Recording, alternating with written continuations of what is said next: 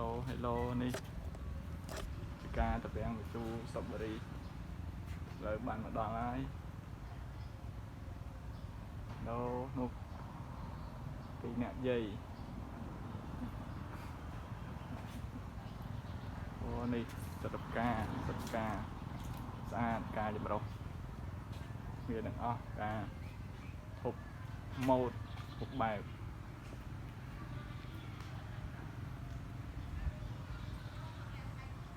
ទីតាំងការទៅជារូបថោនេះថោការហើយ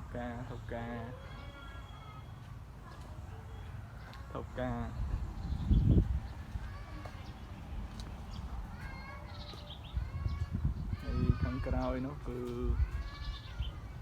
សួនស្ទ្រូប៊េរីហើយមានតែប៉ុណ្ណឹងអត់មានទៀតទេមានការឲ្យខាងក្នុងនោះគេតុបតែងឆាត់ក្នុងតុបតែងឆាត់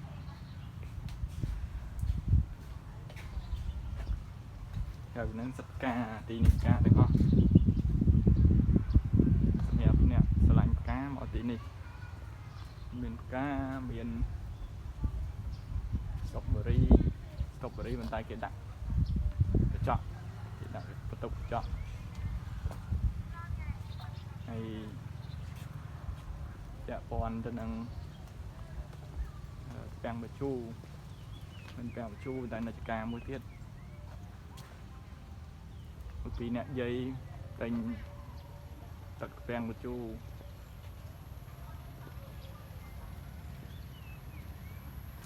ញ៉ាគេនៅគេឲ្យទិញ5ដបញ៉ាគេនៅក្រៅស្មានតែគេលក់ពាំងបញ្ជូនៅក្នុងហ្នឹង